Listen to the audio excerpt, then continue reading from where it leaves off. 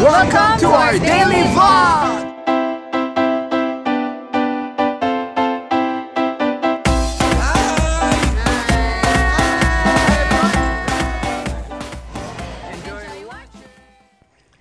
Good morning! Happy Sunday! Good morning! Nag-ibisa ng science. Nakapag-makeup na ako. Tapos, yung hair ko na lang hindi ko pa naayos. Later na lang. Ayan. And malapit na ma-upload yung isang vlog ko. Tapos, yun lang. And imimit ko si Sis Danieline later sa church kasi umorder siya sa akin ng soaps. 6 pieces. Kaya, yun. And, yun, alam nyo yung si Sis Danieline na yun, ilang years na yung gumagamit. Siguro 3 years na. Tagal na, no? And, morena talaga siya. Talagang pinasan niya sa akin yung mga pictures. I mean, pumuti siya. Mas pumuti siya ngayon compare dati. Hindi na siya morena. Basta, ang puti niya na. Anyway, prepare muna ako ng coffee namin. Tapos, ng breakfast. And then, ready to go na! Excited na ako sa, excited na ako sa message ngayon. Kaya, mamadali na rin ako and kailangan ko nang ayusin tong buhok ko. Ayan. Sige guys, later na lang. Babu! Ayan, nakapag-ayos na ako. Maggaganto lang ako ng hair para maiba naman lagi na nakalugay yung buhok ko, diba? And si Heinzer ko, nag-aayos na. Teka lang. May nagtatanong ng anong color ng hair ko. Light blonde siya. Light blonde. Ayan, dun ko lang sa Daiso ito nabili. 66 pesos isa. Pero dapat yung roots lang talaga yung yung lalagyan ko.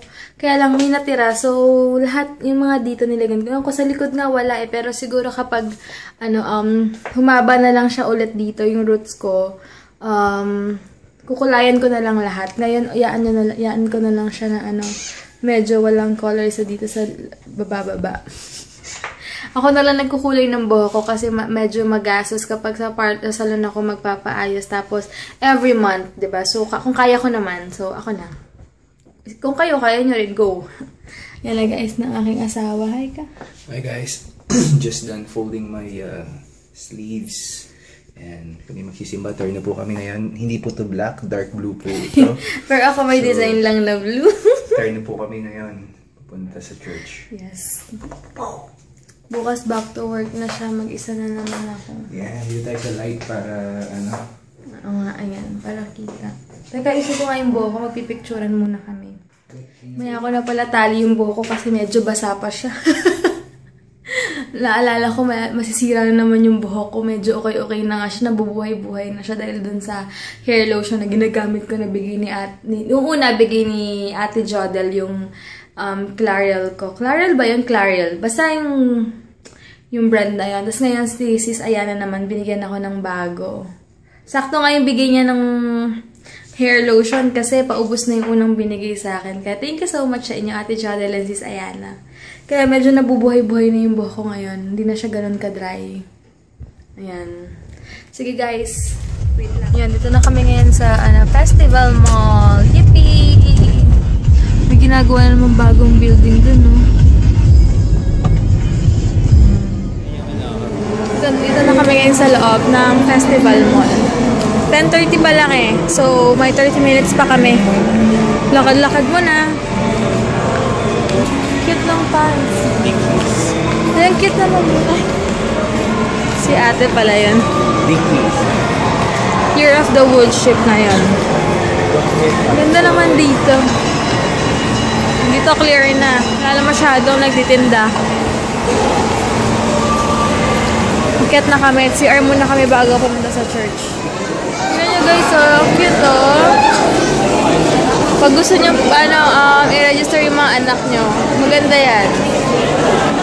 For tonight. Changes everything.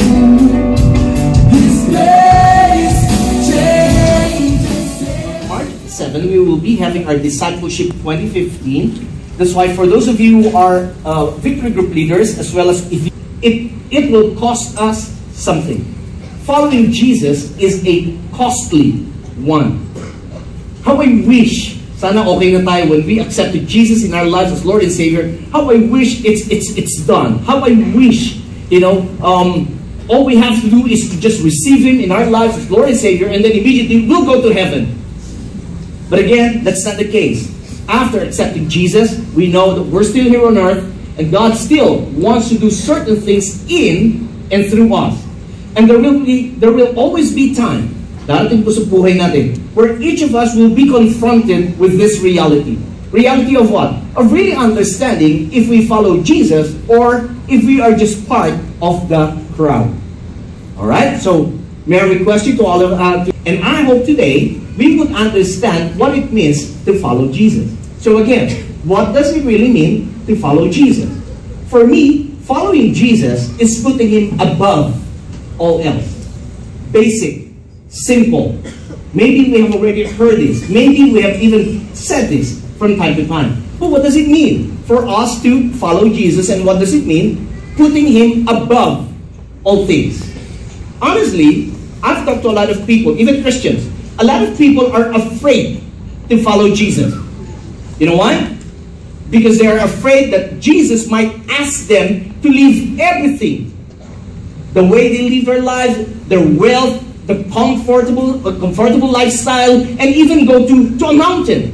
They thought that when Jesus said, you can't follow me, then that means that, oh no, this is a life of suffering. And a lot of people doesn't want to suffer, right? We all wanted to be successful. We all wanted to be prosperous. We all wanted to be, in a way, on top of somebody else. Tama po ba? But what does it mean, really, to follow Jesus? Now, you see, it may be true to some that God would ask some people to leave what they've been doing, just like us. You know, we're on full-time ministry. We left our jobs before I left showbiz, you know, and just responded to the call of God. It may be true to some degree for others, but trust me, it is not for everybody. Now, God is not calling all of us here to go full-time. You always hear me say that. Why? Because if we're all full-time, who'll pay the rent here? Are you hearing me? I mean, all of us, what I believe is this. All of us has a calling, a personal calling from God. And when I speak about calling, I'm not talking and I'm not limiting it calling within the fivefold ministry. You know, maybe some of you are called to be a businessman. Go for it. Some of you are called to be teachers in the universities and campuses. Go for it. Some of you are called to be doctors, lawyers. Some of you, God would ask you to do certain things. Go for it, obey God. But my point is this. Not because a person is in the full-time ministry, it doesn't mean that that person is following Jesus. I do have friends who are in the full-time ministry who are even right now struggling. Why? Because they thought, in their minds, they wanted to follow Jesus by entering into a full-time ministry. Now listen, just listen. Let me just sidetrack a little. I remember what a known evangelist said, that if you are in a ministry and you're not called by God to be there, then the devil will destroy you. Now, I'm not putting fear in you as I don't know you want to ministry. No. But we're talking about calling. And for us to know the calling of God, we need to have a clear perspective of what it is to follow Jesus. Are you hearing me? Certain people, sometimes you try to imitate them. Okay? We put even values on them. And sometimes we copy some areas of how they live their lives. Now, it's the same thing if we say we value Jesus. If we say we believe, or like what RJ said a while ago, if we really put our trust on Jesus, then in a way we should be imitating Him. And maybe some of you will say, but Pastor, Jesus' standard is too high. I would say yes, and I would also say no. High, it is high for those people who doesn't really have any plan of following Jesus. And I would say no, if you yourself know how it is to follow Jesus. So again, following Jesus is putting Him above all else. What do we mean by above all else? Even above earthly securities. If we say we follow Jesus, then we put Him on top of every securities or everything that we put ourselves to, in which we feel secured in this earth. Now let me just go back to the scripture. Know how valuable God is to you, that we must also be willing to pay the price. Now I'm not saying this for the sake of just valuing God, but you see, as far as God is concerned, He values you so much.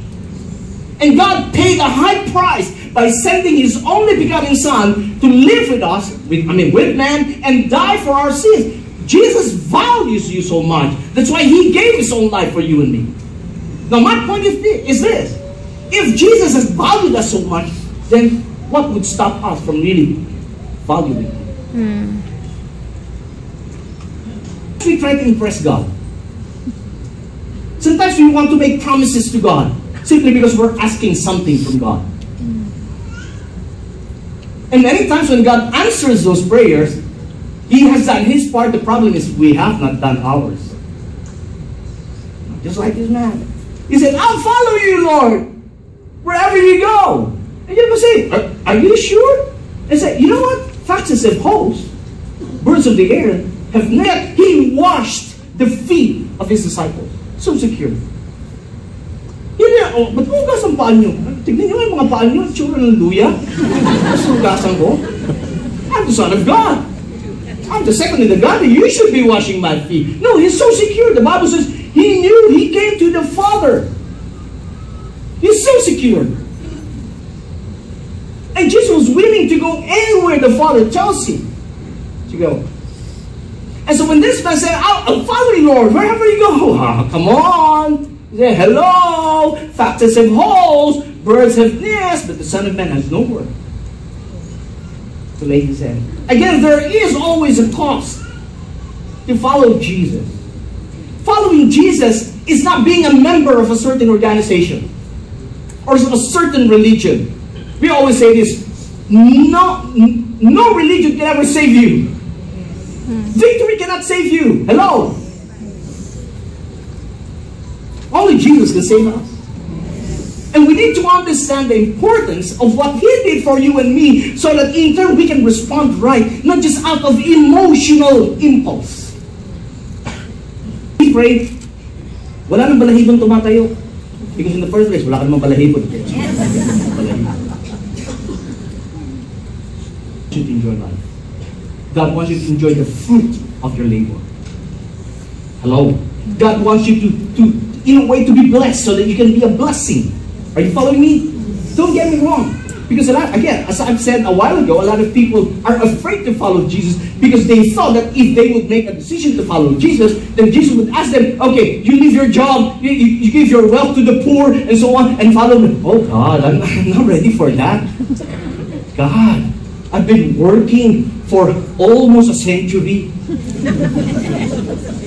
And I only have this view, then you ask me to leave everything just to follow. Oh, come on, Lord. Hello? Because whether we like it or not, a lot of people want convenient religion.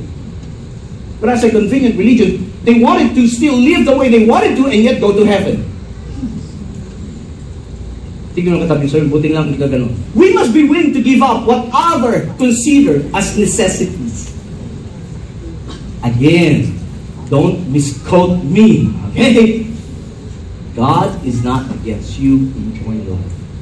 But He is against things stopping us from following Him. So to speak, those that they put their securities, God, I'm not willing to leave my job. Paano lang buhay ko? Now, I mean, could you imagine, just imagine with me, a little logic, just imagine with me. If you can trust God in saving you from the fires of hell, do you think God cannot save you from your bills? Come to think of it. Kung kaya kang iligtas ni Lord sa impyerno, hindi ka niya kaya kayang iligtas sa kung ano man ang kinalalagyan mo? Just come to think of it. The more we delay our response. Now, I'm not saying again, compared to sa isa, impulsive. No. But again, the point is, we just have to understand what it means to follow Jesus. The more likely we won't respond if we delay our response. Why? Ano ha? Because whether we like it or not, many things, maraming bagay sa mundong ito, will fight for our attention away from following Jesus.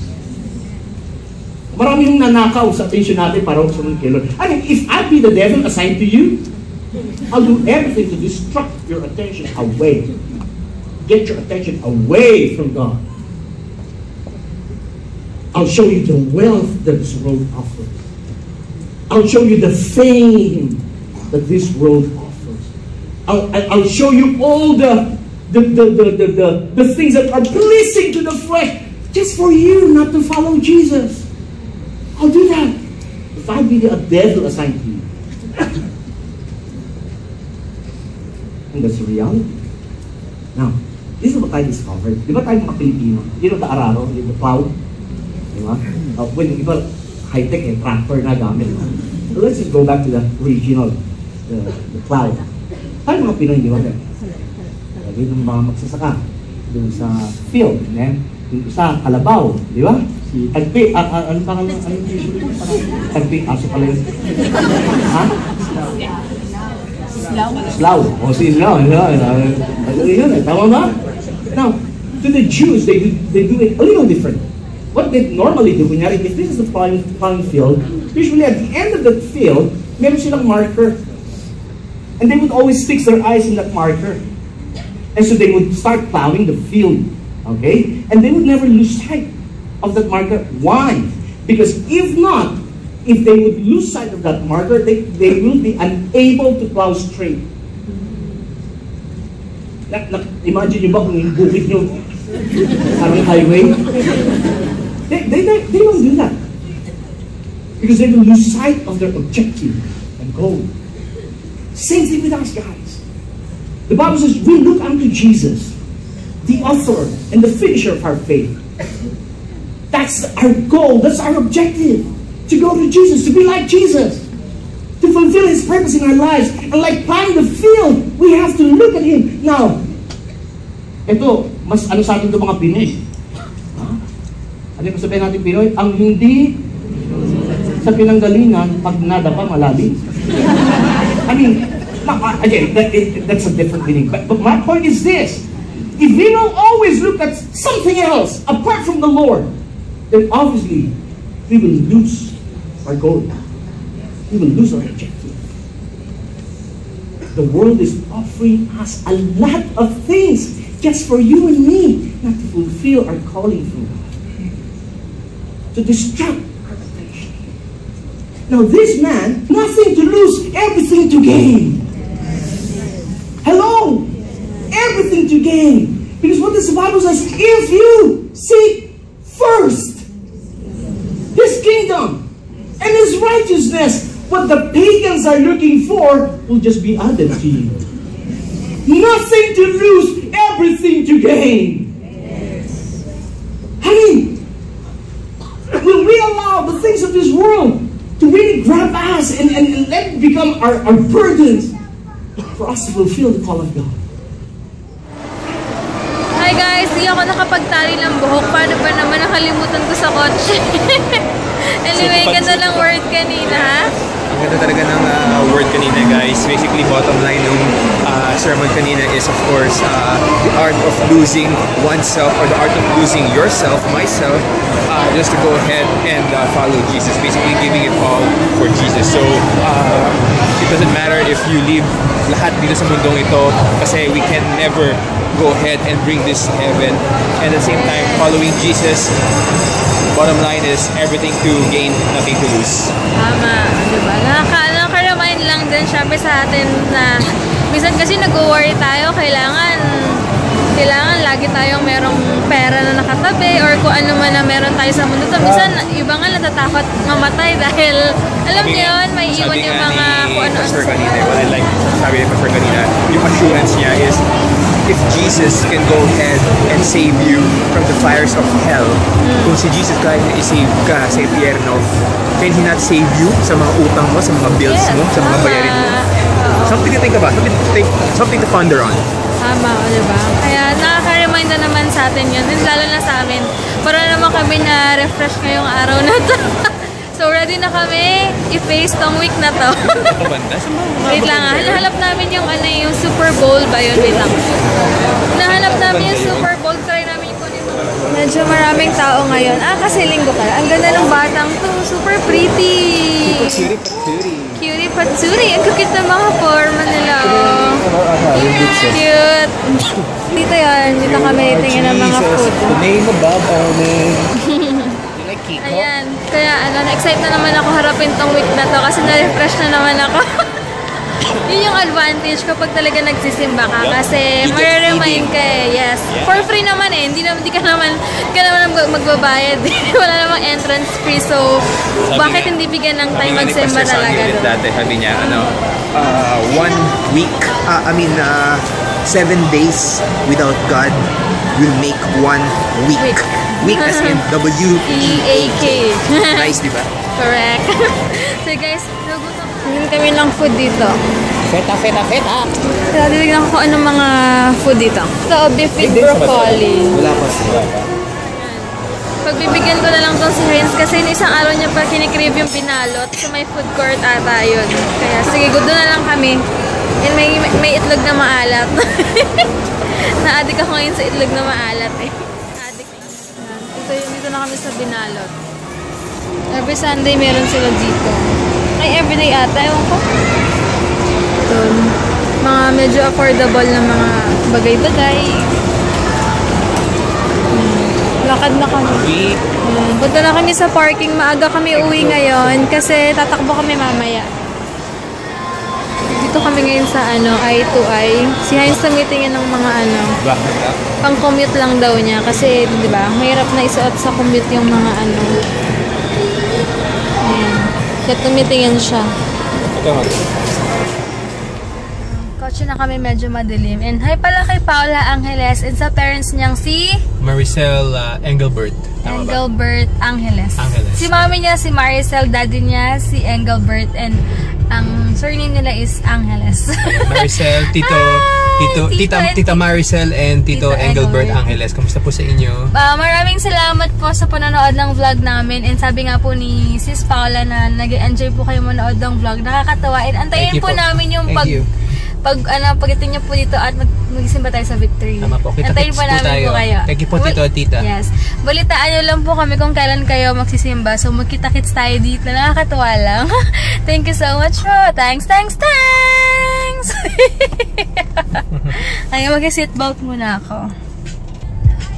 Ayan. Nakakapanibago kasi uuwi kami ng maaga pero para sa health naman namin itong gagawin namin dahil lagi naman kaming gumagala kaya ito naman ilalaan talaga namin tong time namin para tumakbo. And last week nga diba hindi ako nakasama kay Heinz kasi sumama yung pakiramdam ko dahil doon kami nagpark sa labas diba last week.